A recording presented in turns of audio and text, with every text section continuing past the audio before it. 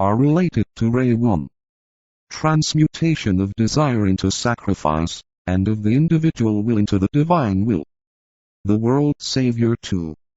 Leo and Aquarius, through the Sun and Jupiter, are related to Ray 2. Development of the individual consciousness into world consciousness. Thus a man becomes a world server. The World Server. 3. Sagittarius and Capricorn, through the Earth and Saturn, are related to Ray 3. The one-pointed disciple becomes the initiate. The initiate 4. Aries and Virgo, through Mercury and the Moon, are related to Ray 4. Harmonizing the cosmos and the individual through conflict, producing unity and beauty. The birth pangs of the second birth. The cosmic and individual Christ 5. Cancer and Scorpio, through Neptune and Mars, are related to Ray 6. Transformation of the mass consciousness into the inclusive consciousness of the disciple. The triumphant disciple. I would call attention to the fact that in tabulation IV, the relationship is between the planets which rule, and in tabulation V the emphasis is laid upon the conditioning ray. Tabulation VI. Planetary rulers in 3 tabulations. Constellation Orthodox disciple hierarchies 1. Aries Mars Mercury Uranus. 2. Taurus Venus Vulcan Vulcan. 3. Gemini Mercury Venus the Earth. 4. Cancer the Moon Neptune Neptune. 5. Leo the Sun the Sunday 6. Virgo Mercury the Moon Jupiter. 7. Libra Venus Uranus Saturn. 8. Scorpio Mars Mercury. 9. Sagittarius Jupiter the Earth Mars. 10. Capricorn Saturn Venus. 11. Aquarius Uranus Jupiter the Moon. 12. Pisces Jupiter Pluto. Tabulation VII. Unorthodox constellations, rulers and rays in connection with the hierarchies. Constellation ruler ray related to 1. Aries Uranus 7th ray known. 2. Taurus Vulcan 1st ray Pisces same ray. 3. Gemini the Earth 3rd ray Libra. 4. Cancer Neptune 6th ray Sagittarius. 5. Leo the Sun 2nd ray Virgo. 6. Virgo Jupiter 2nd ray Leo. 7. Libra Saturn 3rd ray Gemini. 8. Scorpio Mercury 4th ray Aquarius. 9. Sagittarius Mars 6th ray Cancer. 10. Capricorn Venus 5th ray known. 11. Aquarius the Moon 4th ray Scorpio. 12. Pisces Pluto LSD ray Taurus. Note. Aries and Capricorn in conjunction with 7th and 5th ray energy, stand alone. The other constellations and rays are related in every case. A. Ray 1 Taurus and Pisces, through Vulcan and Pluto. B. Ray 2 Leo and Virgo, through the Sun and Jupiter. C. Ray 3 Gemini and Libra, through the Earth and Saturn. D. Ray 4 Scorpio and Aquarius, through Mercury and Moon. E. Ray 6 Cancer and Sagittarius, through Neptune and Mars. In view of all the above, and starting with the basic fact of the Great Illusion, it should be remembered that the accuracy of astrological prediction and interpretation will be based upon 3 factors: 1. The potency of the thought forms, which have been built up in connection with the 12 signs.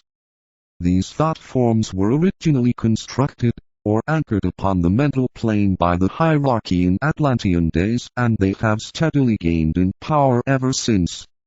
They serve as focal points for certain forces and enable the individual, for instance, to be in touch with great reservoirs of energy which then definitely condition him. 2.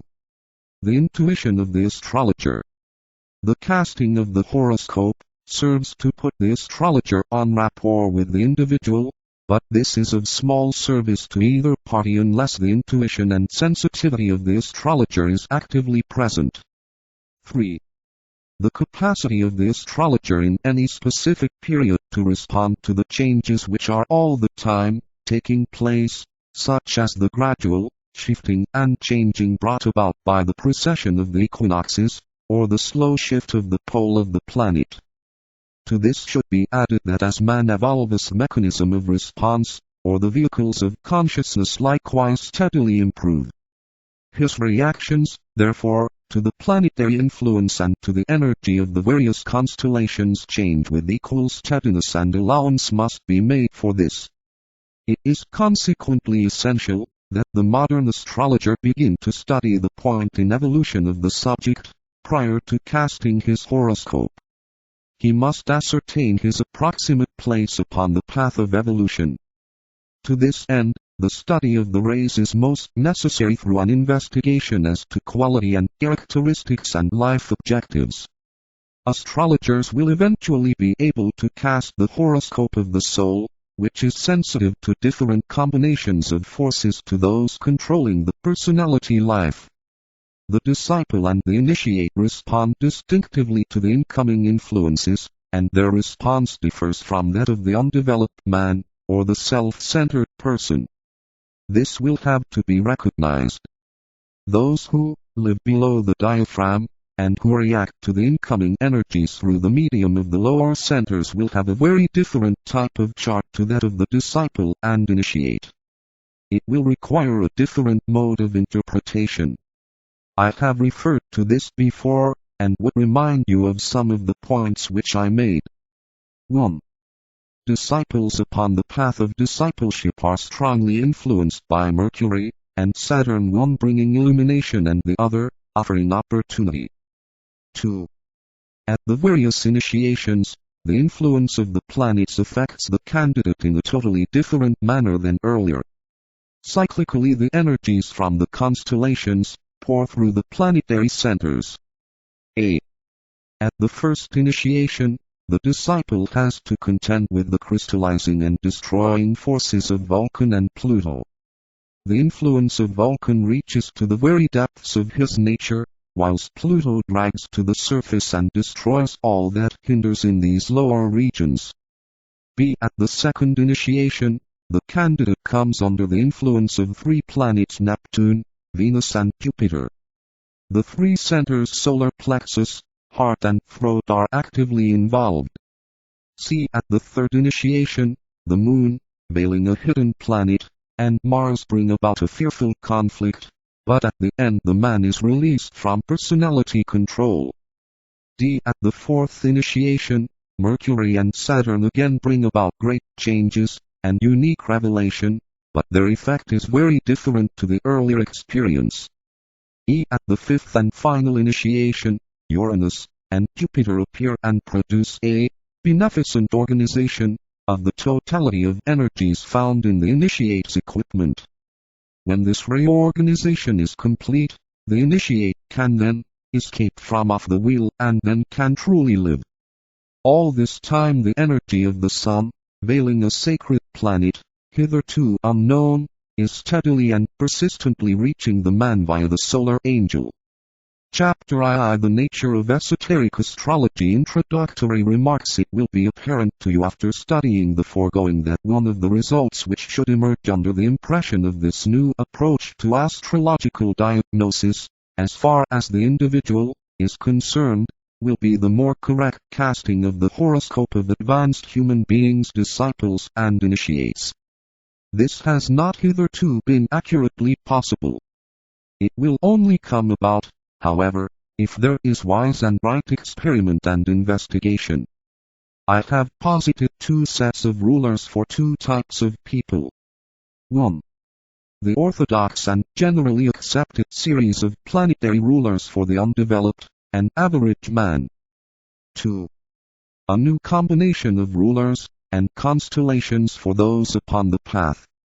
It will be necessary to remember nevertheless that there are an infinite number of permutations possible, of complexities and relationships, due to the vast number of possible combinations existing in the path of life of the individual, and dependent upon his stage of evolutionary unfoldment.